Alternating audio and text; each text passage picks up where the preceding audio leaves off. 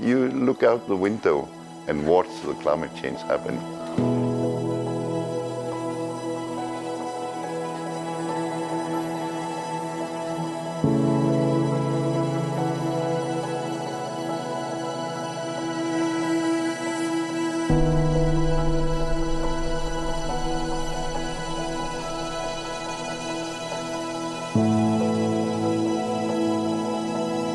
I think Ilulissat is one of the most dramatic places in Greenland to see climate change because it has one of the largest glaciers in Ilulissat Ice Fjord, and it has some of the biggest changes. That band of clean exposed bedrock that I was talking about, it's really wide. It's huge in Ilulissat, and you can see the glacier flowing into the sea and just how high the stresses are and the ice dynamics causing all those cracks in the icebergs flowing into the ocean. It's a very dramatic setting.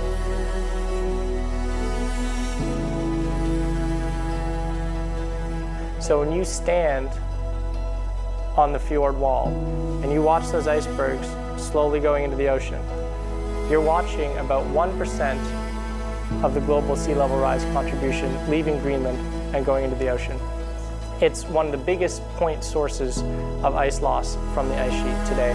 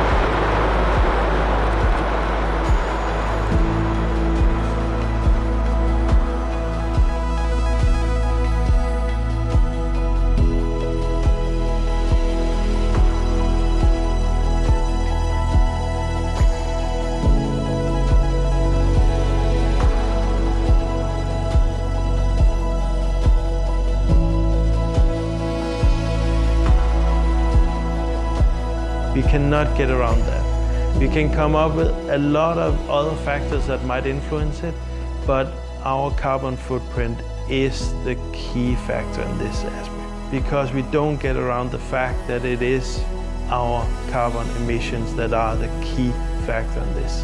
How I feel about this is the clock has started, and the clock now is going much faster. We're constantly speeding it up. So what we're asking our kids to do is we want them to stop the clock. We have to stop it now, because by the time it gets to them, the clock will be way too fast. They won't have the time left to make a difference. We have the time now to make a difference, they won't. So I hope we actually do something so our future generations can walk on this beautiful glacier again. Those of us who study climate change, we think we have a pretty good idea of how it's happening and how it's happening faster than politicians are reacting. But an event like that comes and it's happening even faster than I think it should be happening, which makes me a little cautious about where we're going in the future. It's happening faster than we forecast at the moment.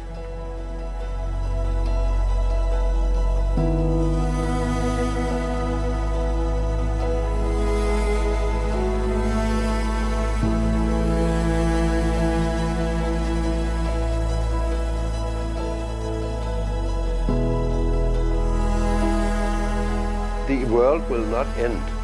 If we get climate change, it will be a new situation. But we will not all die, and the Earth will not end. It will just be another one.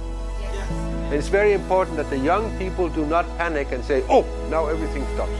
No, we have to take the challenge to think, to adapt, and to cut back on emissions in a sensible way. But take it easy. Don't panic.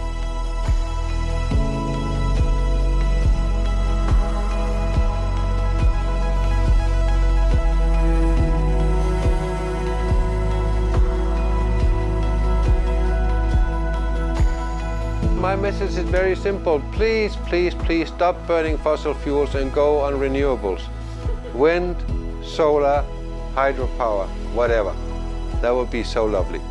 We can always do something individually. We don't have to wait for others to do so or tell us to do. And I think it's very important that we all think that we can start today. We don't have to wait. So I think focus should be replacing fossil fuel on very large volume consumers like power plants or production facilities in general. Our neighbors are burning, we are drowning, so please be more thoughtful of your fossil fuel consumption and commute to work by public transport at least once a week. That would be nice.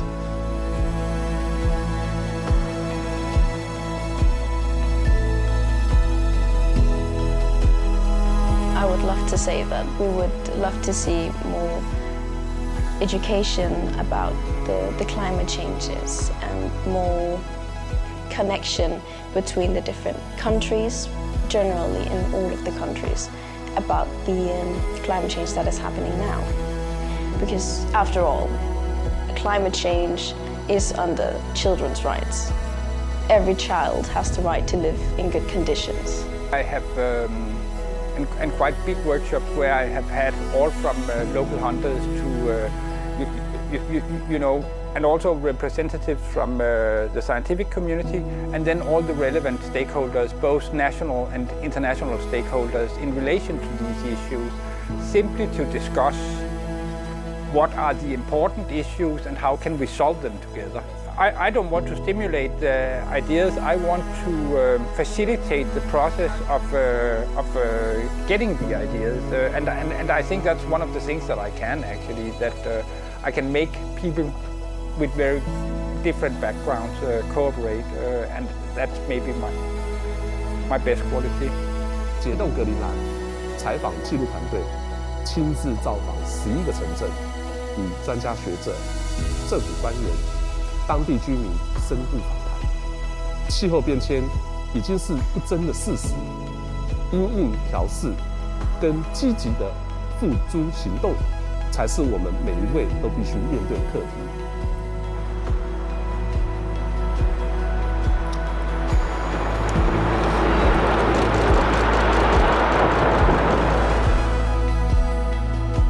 然而，格陵兰的冰融也带来了丰沛的水利资源，使得这里的再生能源使用率超过了60%。